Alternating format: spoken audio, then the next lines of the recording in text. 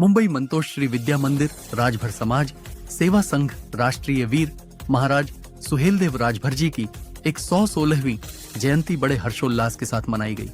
इस भव्य कार्यक्रम में समाज के अनेक गणमान्य लोगों ने भाग लिया।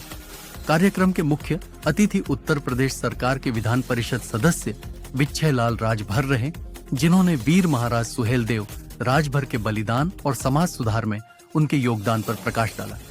उन्होंने कहा कि महाराज सुहेलदेव ने समाज में एकता और संघर्ष की जो अलग जगाई थी, वह आज भी हम सबके लिए प्रेरणा स्रोत है। इस अवसर पर विभिन्न सांस्कृतिक कार्यक्रमों का आयोजन किया गया, जिसमें विद्यार्थियों और समाज के अन्य लोगों ने बढ़ चढ़कर भाग लिया। वक्ताओं ने वीर महाराज सुहेलदेव की वीरता, शौर्य और समाज सुधार में उनकी भूमिका पर अपने विचार व्यक्त किए। कार्यक्रम के अंत में सभी उपस्थित लोगों ने वीर महाराज सुहेलदेव के चित्र पर पुष्प अर्पित कर श्रद्धांजलि दी। इस जयंती समारोह और मेडिकल में नहीं जा रहे हैं, तमाम ऐसे प्रकार के विषय चल रहा है, तो आप उस पर क्या संदेश देना चाहते हैं? सबसे पहले आप दोनों मीडिया कर्मी भाइयों को मैं तहे दिल से स्वागत करता हूं कि आप लोग जो है कि ऐसा मौका दिए। और बात रही समाज की, राजभर ये जो अधिवेशन लगा राजभर समाज सेवा संघ का, यह हर साल लगता है। क्या करें, हमारे समाज में अभी बहुत सी ऐसी कमियां हैं जिसे हम उसका जो सही से सच्चाई से पालन नहीं कर पा रहे हैं, उस पर हम ध्यान नहीं दे रहे हैं। जैसे एजुकेशन, आपने बोला कि हमारे समाज के लोग इंजीनियर और डॉक्टर ऐसा क्यों नहीं बन रहे। हमारे परिवार के जो लोग हैं, जो सदस्य मेंबर, कोई भी माता पिता दिल्ली, मुंबई, कहीं भी देश प्रदेश अपने घर को छोड़ के 200-250 1000 किलोमीटर दूर जाके जो रह रहा है, वो अपने बच्चे के भविष्य के लिए रह रहा है। वह इसलिए रह रहा है कि हमारा बच्चा कुछ बने, कुछ पढ़े लिखे। कारण कह रहा हमारे यहाँ संस्कार नहीं मिल पाता, हमारे बच्चों को अच्छी सोसाइटी नहीं मिल पाती। पैसा तो देते हैं लोग इधर से, लेकिन वो घर पे जा कर के वो बच्चा कैसा है उसको गाइड नहीं मिल पाता। इसलिए जो गाइड मिस हो रहा है, इसीलिए हमारा समाज पीछे है। और दूसरी बात, हर कोई पढ़ भी नहीं पा रहा है।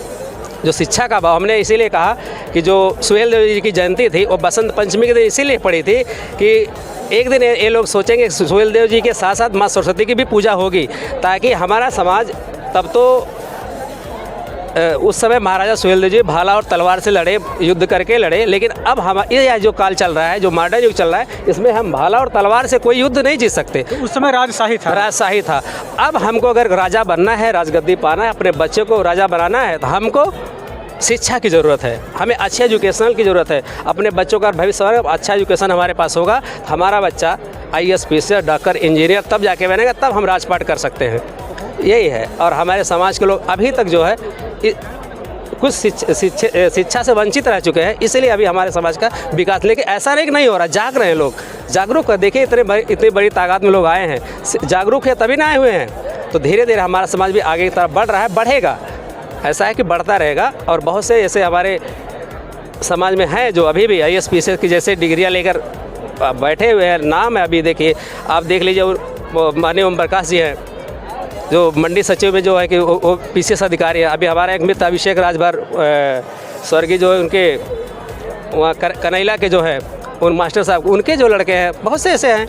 तो और एक सवाल करते हैं, जैसे कि महिलाएं हैं जी, महिलाएं यहाँ तो इकट्ठा हो जाती हैं, समाज में एकत्रित होकर अपना कार्य भी करती हैं जी, लेकिन वो बच्चों पर ध्यान नहीं देती हैं, क्योंकि देखता हूँ कभी कभी मोबाइल में ज़्यादातर उनके बच्चे लगे रहते हैं। क्या है ये हमारे समाज में सबसे गंदी आदत यही है, हम बच्चों को गाइडेंस नहीं कर पाते। बच्चों को अच्छी सोसाइटी, हमने पहले आपसे कहा, बच्चों की सोसाइटी मेंटेन नहीं कर पाते।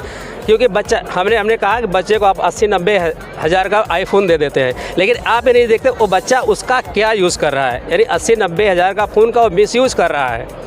हम उसको 9,000-10,000 का iPhone दे सकते हैं, और हम 40 से 50 हज़ार में उसको कोई अच्छा सा कंप्यूटर कोर्स करा सकते हैं। मानते कि नहीं आप मानते? DTP हुआ, ऐसे। एक बात बताइए, लोग कहते हैं हमारा लड़का ऑनलाइन पढ़ रहा है, तो ऑनलाइन पढ़ने का क्या मतलब होता है, कैसे पढ़ा जाता है? ऑनलाइन का सिस्टम, जैसे अभी कोरोना काल का सिस्टम था, जैसे हम कॉलेज नहीं पहुंच पाते, हम किसी परिस्थिति में हम कॉलेज मतलब अटेंडेंस नहीं लगा पा रहे हैं, और हमें कोई व्यवस्था नहीं है, तब उसके लिए हम ऑनलाइन पढ़ सकते हैं। ऑनलाइन का बहुत देखिए, जो सामने गुरु के सामने, यानी कि जो टीचर के सामने जो शिक्षा ग्रहण होती है, जैसे कि बगैर गार्जियन के अगर कोई बच्चा जैसे बिगड़ जाता है, वही हाल है। अगर टीचर नहीं रहेगा, हमारे पास डर नहीं रहेगी, बच्चे को अनुभव होगा हमें कोई देख नहीं रहा है, जब मन में आए पढ़ेगा, जब मन में आए बंद कर देगा। किसी बात ऑनलाइन का बहुत ज़्यादा महत्व हम नहीं दे सकते। मतलब ऑनलाइन का कहने का मतलब है ऑनलाइन की पढ़ाई नहीं है, हाँ। एक झूठा पढ़ाई है। हमें ये कहता झूठी पढ़ाई, लेकिन है नहीं। लेकिन जो थ्योरिकल चीज़ है तो ऐसा संकट जब आता है जैसे कोरोना का, वो ऐसा है कि कि जब हमने क्या बोला, जब आपके पास कोई सुविधा नहीं हो, जब आपको कहीं जाने की जाने की स्थिति में ना हो, तब यह ऑनलाइन की आपको ज़रूरत पड़ सकती है कि आप अपने घर में बंद होकर बैठ के पढ़ सकते हैं। लेकिन ऐसा नहीं है कि हम ऐसा नहीं कर सकते। और ऑनलाइन जो ऑनलाइन का जो थ्योरिकल है उसमें आप डिफरेंस पा जाएंगे। जो टीचर पढ़ाएगा वो आपको बताएगा, वो आपके दिमाग में आएगा। और ऑनलाइन में खुद आप देखेंगे, खुद पढ़ेंगे, खुद ही टीचर और खुद ही जो है कि स्टूडेंट आप रहेंगे, इसलिए उसका ज़्यादा विकास नहीं होता। जी नहीं कि आपके राजभर जो कि पद अधिकारी है अपने में अभी स्टेट पे लड़ रहे थे, उनके बारे में क्या बोलना चाहते हैं? देखिए हमारे समाज में देखिए सबसे बड़ी बात है, जब कोई सामाजिक संगठन का कोई कार्यक्रम होता है, ठीक है, जैसे यहाँ पे सुहेल देव जी की जयंती मनाई जाती है, जब कोई सामाजिक और समाज का जब मंचन हो रहा है तो सबसे बड़ी बात उसमें संगठन वालों को राजनीतिक बात और राजनीतिक लोगों को अगर यहाँ बुलाएं, उनको एक निर्देश दे दें, आप लोग आएँ, मंच पे आएँ, लेकिन आप पार्टी लेवल की कोई बात ऐसी ना करें। क्योंकि अगर यहाँ पे हम समाज जुटा हुआ, पूरे प्रदेश से लोग यहाँ पे माताएं बहनें बैठी, हर कोई किसी न किसी पार्टी से लगा हुआ, हर कोई किसी सामाजिक संगठन से लगा है। आप अगर किसी विशेष व्यक्ति की बात करेंगे तो अन्यथा किसी न किसी को भाई उसके बारे में बुरा लगेगा। इसलिए किसी भी सामाजिक मंच पे हम ऐसी बातें ना करें कि जो हम ऐसे अपशब्द का यूज़ ना करें कि जो यहाँ पे बैठे हुए लोग हैं अन्य समाज से भी हैं, हमारे समाज के अन्य पार्टियों के भी लोग हैं, तो उनको ऐसा वर्ड ना बोले हम उनको बुरा लगे। यही कारण रहा है। इसके पहले हम आए थे वहाँ पे बासी में तीसरे वर्ष राष्ट्रीय राजभर सेवा संघ वालों का समारोह था, वहाँ पर भी यही हुआ। अगर आप लोग रहे होंगे उस समय मंच पे, तो वहाँ भी यही हुआ था। माननीय ओम प्रकाश जी थे, अनिल राजभर जी थे, सकलदेव चाचा जी थे और कमलाकांत राजभर थे, राम अचल जी थे, बहुत लोग थे वहाँ पे राजनीतिक बात हुई कि मतलब ऐसा है वैसा है। उस समय वही मंच पे विरोध हो गया और उसके दूसरे साल जो है कि राजनीतिक लोगों को बंद कर दिया। इस साल जो अभी हुआ अधिवेशन, उसमें एक भी नेता को नहीं बुलाए। आप देख किसी विधायक को नहीं बुलाया गया था इस बार वाले में, यानी कि जो यूपी से किसी विधायक को नहीं बुलाया गया था।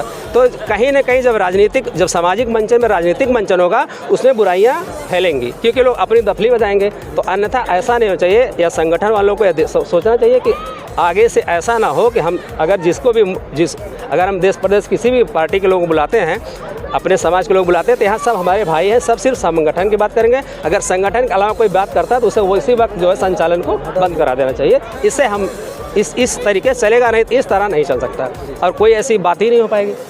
अच्छा, एक सवाल करते हैं, आपके समाज में जी एक तेज तर्रार